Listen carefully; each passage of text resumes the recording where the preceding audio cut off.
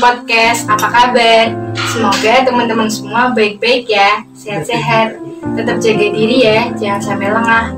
Tetap pakai masker, karena kita masih tetap berjuang nih melawan virus ini.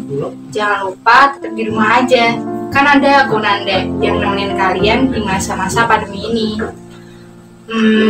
Kali ini berhubung bulan ini bulan September, bertepatan banget nih dengan bulan Kitab Suci Nasional atau yang biasanya disebut PKSN.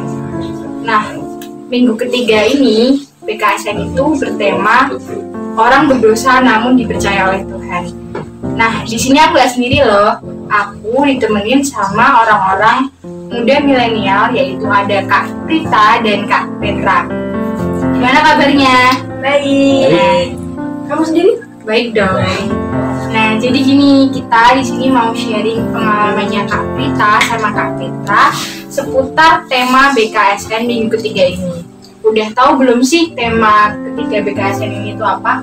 Nah, tanya dan dikasih tahu. Apa temanya? Ayo, orang berdosa namun dipercaya oleh Tuhan. Nah, jadi tema BKSN minggu ketiga ini itu berpedoman pada salah satu Injil, yaitu Injil Lukas, mengenai penjala ikan menjadi penjala manusia. Jadi apa sih inti dari Injil itu? Jadi inti dari Injil Lukas itu menceritakan tentang Yesus bersama dengan murid-muridnya yang sedang menjala ikan di Danau Genesaret. Dan dalam perjalanannya itu, Yesus meminta Simon, salah satu murid Yesus, untuk bertolak ke tempat yang dalam dan menebarkan jala untuk menangkap ikan.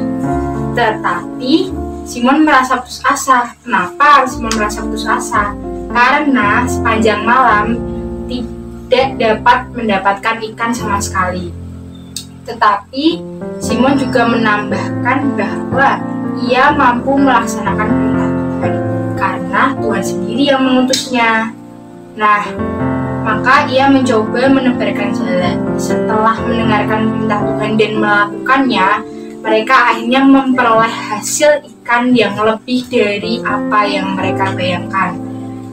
Nah, jadi setelah peristiwa itu terjadi, mereka pun menyadari kebesaran Tuhan dan menjadikan salah satu murid Yesus, si Simon tadi, itu tidak pantas untuk mengikuti Yesus. Karena apa? Karena Simon tadi merasa berdosa. Nah, di tengah krisis kepercayaan Simon sendiri, Yesus justru memerintah Simon untuk tidak takut menjadi penjala manusia. Di sini paham maksudnya Injil tadi? Nah, jadi dari ringkasan Injil tadi itu didapat 2 poin penting tuh. Yang pertama, kita itu seseorang yang tidak percaya bisa menjadi percaya apabila memang kita merasakan sesuatu hal yang tidak mungkin, tapi kalau kita niati sama-sama, kita itu percaya dan kita bisa melakukan hal itu. Nah, jadi poin yang kedua itu tentang seseorang yang berdosa yang diutus Yesus untuk menjadi penjala manusia. Nah, jadi setelah mendengar renungan tadi, mungkin dari kalian itu punya nggak sih pengalaman yang serupa dengan yang dialami Simon tadi? Mungkin dari Kak Rita atau Kak Petra juga kan? Aku dulu. Ah ya, nggak apa-apa. Kalau menurutku tuh pengalamannya hampir mirip lah. Nggak mirip banget sih, cuma hampir. Kan sekarang aku sekolah nih di SMA negeri. Tau lah kalau SMA negeri itu minoritas. Awal masuk itu kaget banget, sempat kaget banget. Aku itu cewek sendiri, Katolik sendiri di kelasku. Nah, tapi kan kalau di sekolah itu kan ada setiap hari Jumat itu ada kumpulan buat orang-orang non-Islam ya. Tapi tuh aku tuh merasa males aku cewek sendiri, aku Katolik sendiri, aku kalau kesana males banget, ngapain juga kesana gitu pikirku. Karena kan temen dia setiap hari kan kumpulnya kan bareng teman-teman sekelas yang notabene kan Islam semua. Ya menurutku tuh aku lebih nyaman sama mereka, lebih asik gitu. Dan semenjak itu tuh aku tuh kayak yang awalnya aku selalu berdoa gitu, selalu baca kitab, tiba-tiba tuh kayak udah masa bodoh lah gitu, udah jauh gitu dari Tuhan gitu, jadi malas. Nah terus pas baru-baru ini guruku itu nyaranin buat seangkatanku untuk ngadain retret. Mau nggak mau kan aku ditunjuk jadi panitia. Nah, jadi setiap hari tuh kayak ketemu terus sama mereka gitu. Awalnya tuh kayak nggak asik gitu loh, soalnya kan cewek sendiri, yang lainnya kan cowok. Kayak kalau diajak omong tuh juga nggak nyambung. Tapi kok setelah hari-hari berlalu gitu, kok aku lebih nyadar, oh ternyata asik juga ya gitu.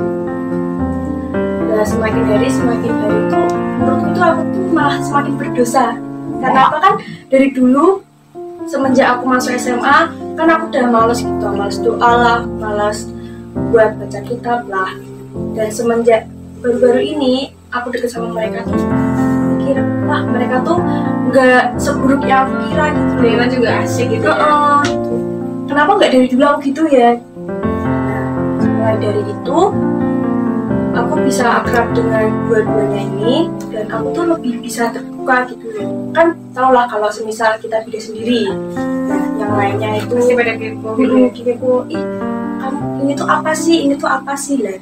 Kalau mereka pada tanya-tanya gitu, aku tuh lebih berani untuk ngungkapin apa yang aku tahu gitu. Nah lebih berani. Aku sampai buka Alkitab, kenalin sama mereka tuh, wah rasanya tuh bangga banget gitu loh.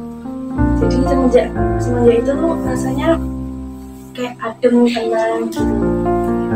Tapi aku nggak tahu pengalaman itu bisa menjadi sama nggak kayak penjala manusia yang dilakukan semua, kan aku nggak tahu.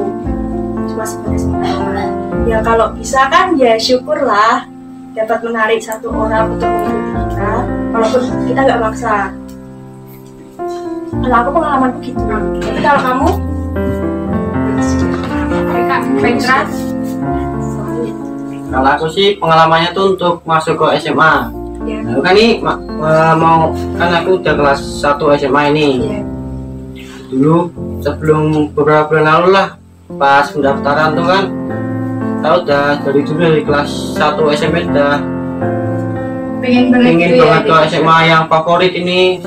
Ya, karena ada perpindahan sistem zonasi sama ada pandemi corona inilah, jadi UN dibatalkan. Yang udah tak siapin dari dulu dan beli buku buat UN, udah belajar siang malam, udah ada UN. Jadi itu kan kayak agak gelo gitu ya. Ya sia-sia. Jadi tahunnya lalu udah sia-sia. Sehingga itu tuh aku marah sama Tuhan tuh, kenapa kok Tuhan gak adil sama saya, padahal aku pengen ke SMA favorit ini, malah ini saya udah terima di SMA yang ini, yang agak kurang dipandang sebelah mata lah.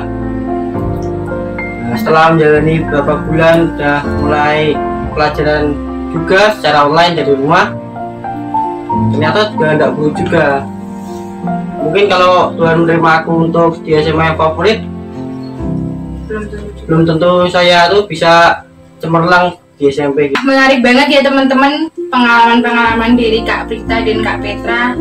Di sini kita bisa ngambil kesimpulan dari ceritanya Kak Prita bahwa usaha-usaha kecil yang Kak Prita udah lakuin itu bisa membuat orang lain itu percaya dan tertarik akan ajaran Kristus sendiri. Nah, untuk pengalamannya Kak Petra sendiri itu kesimpulannya, seorang Kak Petra yang awalnya itu tidak percaya apa yang udah dikasih Tuhan sama dia, dan setelah dia jalanin itu lama-lama dia percaya bahwa emang benar-benar yang dikasih Tuhan buat dia itu benar-benar yang terbaik buat dia, dan sampai sekarang pun dia mau dan senang untuk menjalani kesehariannya di sekolah yang sudah benar-benar ditujukan Tuhan untuk dia.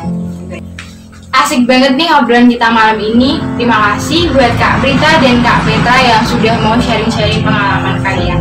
Sama. Terima kasih juga buat sobat-sobat podcast yang udah mau setia dengerin podcast kami, dan sampai jumpa di podcast selanjutnya. Dadah.